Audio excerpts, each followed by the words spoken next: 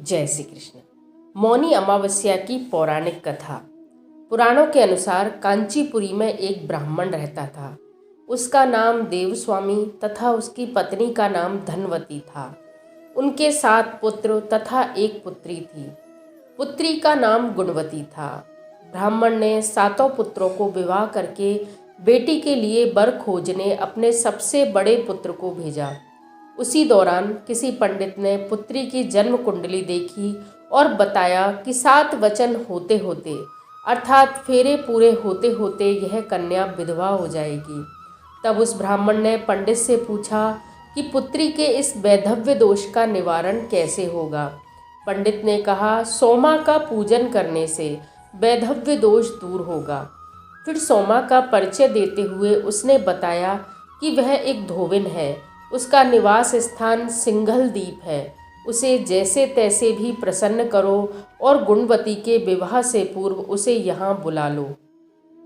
तब देव स्वामी का सबसे छोटा लड़का बहन को अपने साथ लेकर सिंघल द्वीप जाने के लिए सागर तट पर चला गया। सागर पार करने की चिंता में दोनों एक वृक्ष की छाया में बैठ गए। उस पेड़ पर एक घोंसले में गिद्ध का परिवार रहता था। उस समय घोंसले में सिर्फ गिद्ध के बच्चे थे। गिद्ध के बच्चे भाई बहन के क्रियाकलापों को देख रहे थे। सायंकाल के समय उन बच्चों अर्थात गिद्ध के बच्चों की माँ आई तो उन्होंने भोजन नहीं किया। वह अपनी माँ से बोले कि माँ, नीचे 2 प्राणी सुबह से भूखे प्यासे बैठे हैं। जब तक वे कुछ नहीं खा लेते तब तक हम भी कुछ नहीं खाएंगे।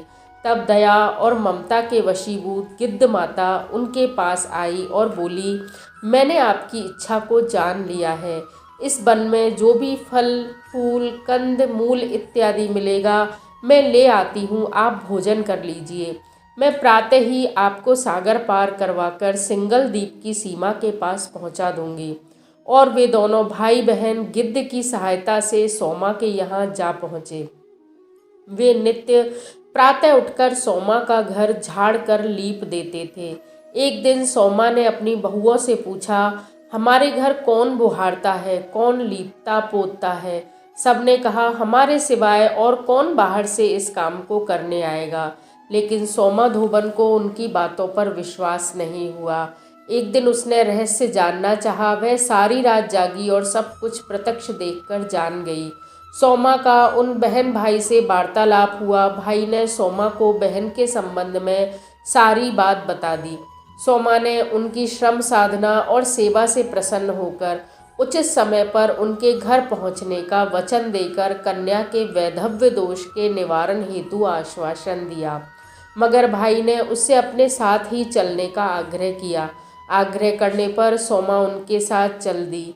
चलते समय सोमा ने अपनी बहुओं से कहा, मेरी अनुपस्थिति में यदि किसी का देहांत हो जाए तो उसके शरीर को नष्ट मत करना, मेरा इंतजार करना। फिर सोमा बहन भाई के साथ कांचीपुरी नगरी पहुंच गई। दूसरे दिन गुणवती के विवाह का कार्यक्रम तय हो गया। फेरे होते ही उसका पति मर गया। सोमा ने तुरंत अपने संचित पुण्यों का फल गुणवती को प्रदान कर दिया। तुरंत ही उसका पति जीवित हो उठा। सोमा उन्हें आशीर्वाद देकर अपने घर चली गई। उधर गुणवती को पुण्य फल देने से सोमा के पुत्र जामाता तथा पति अर्थात घर के जो मुख्य सदस्य थे उनकी मृत्यु हो गई। सोमा ने पुण्य फल संचित करने के लिए मार्ग में ही अश्वत्थ अर्थात पीपल वृक्ष की छाया में विष्णु जी का पूजन किया। उनकी 108 परिक्रमाएं की। इसके पूर्ण होते ही उसके परिवार के सभी मृतक जन जीवित हो उठे।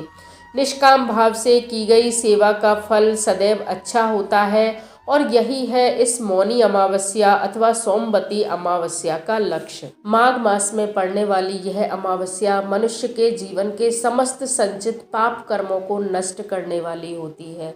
विशेष रूप से यह सौभाग्य देने वाली, संतान को दीर्घायु करने वाली तथा सभी प्रकार के पुण्य फलों को देते हुए अंत में व्यक्ति को मोक्ष प्रदान करने वाली होती है। धार्मिक मान्यता के अनुसार मौनी अमावस्या के दिन ब्रह्म मुहूर्त में उठकर नित्य क्रियाओं से निवृत्त होकर गंगा अथवा अन्य पवित्र नदियों में अथवा घर में भी स्नान किया जाता है। स्नान करने के पश्चात भगवान विष्णु की यथाविधि पूजा की जाती है। पीपल की परिक्रमा लगाई जाती है। यथासंभव 8 से लेकर 108 तक परिक्रमाएं लगाई जाती है। इसे माघी अमावस्या भी कहा जाता है। मौनी शब्द का अर्थ क्योंकि मौन होता है, इसलिए मौनी अमावस्या पर अधिकांश हिंदू पूर्ण मौन का पालन करते हैं। यदि आप पूर्ण मौन न रख सकें तो स्नान के समय, भजन के समय, भोजन के समय, संध्या के समय तथा शयन के समय अथवा इनमें से किसी भी समय आप मौन व्रत का पालन कर सकते हैं। प्रत्येक हिंदू को 24 मिनट से लेकर अधिकाधिक समय, जिसमें सूर्योदय से लेकर दूसरे दिन के सूर्योदय तक, सूर्योदय से लेकर सूर्यास्त तक, इस प्रकार आप मौन का पालन कर सकते हैं। ऐसा माना जाता है कि समुद्र मंथन के बाद जब भगवान धन्वंतरी अमृत से भरे बर्तन के साथ आए तो कुछ मात्रा में अमृत भारत के उत्तरी भाग में फैल गया, जो इलाहाबाद, पटना, काशी, हरिद्वार इत्यादि के हिस्से में आया। इसीलिए लोग ऐसा मानते हैं कि माघी अमावस्या के दिन सबसे पवित्र और पवित्र नदी गंगा का पानी अमृत में बदल जाता है।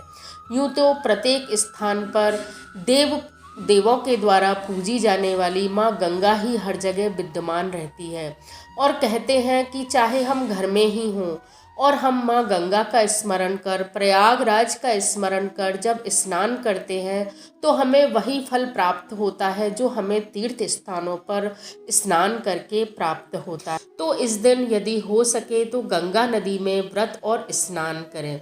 यदि गंगा नदी में स्नान करने में असमर्थ हैं तो सुबह के स्नान के समय पानी में थोड़ा गंगा जल मिला सकते हैं। स्नान करते समय इस मंत्र का आप जाप करें, जिससे आपको पूर्ण फल घर में ही प्राप्त हो सके। गंगा चा यमुना चैवा गोदावरी सरस्वती नर्मदा सिंधु कावेरी जले अस्मिन् सन्निधिं कुरुम।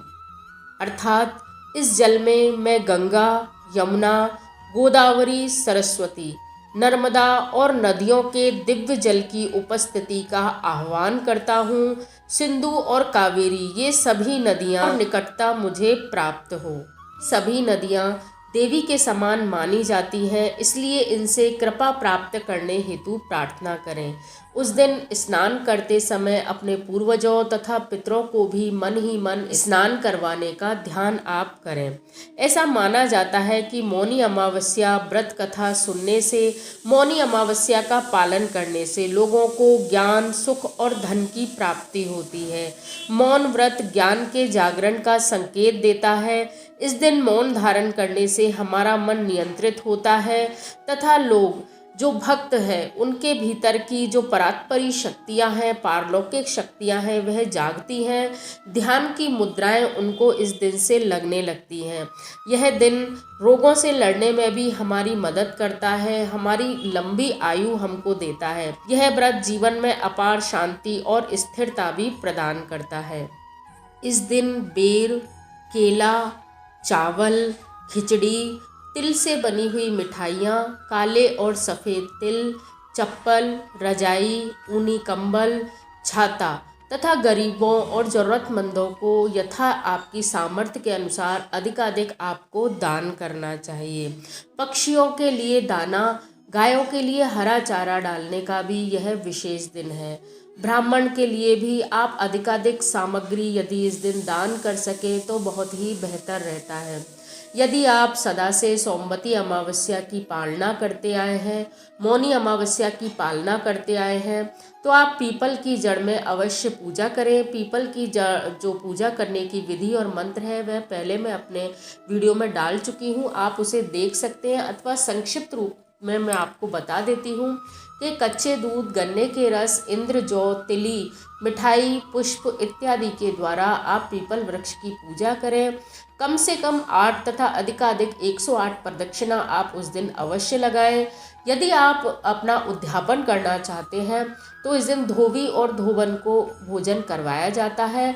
उन्हें यथा योग्य अच्छी से अच्छी दक्षिणा, जिसमें सोना, चांदी, चप्पल, छाता तथा वस्त्र इत्यादि होते हैं। इसके साथ ही तिल की मिठाइयाँ तथा भोजन करने हेतु बर्तन और आसन देना अत्यधिक आवश्यक होता है। इसके साथ ही यदि आप अपना उद्यापन करना चाहते हैं, अमावस्या का, सोमवती अमावस्या अथवा मौनी अमावस्या का उद्यापन करना चाहते हैं, तो नमक की डलियों से इसका उद्यापन किया जाता है। नमक की 108 डलियां, जिन्हें साबुत नमक कहा जाता है, जो कि नकारात्मकता को खत्म करने की बहुत बड़ी एक कहते हैं वस्तु है, तो उसका उपयोग इसके उद्यापन में अवश्य किया जाता है और उस नमक का दान किया जाता है। तो इस प्रकार मौनी अमावस्या के दिन दान, स्नान, पूजन आप जितना अधिक कर सकें उतना ही आपके लिए बेहतर रहता है। यह जीवन हमें एक बार प्राप्त होता है। इसमें हमारे द्वारा किए गए जो भी कार्य हैं वह कहीं ना कहीं हमें ईश्वर के पास लौकिक और पारलौकिक सभी सुखों को देने वाले होते हैं।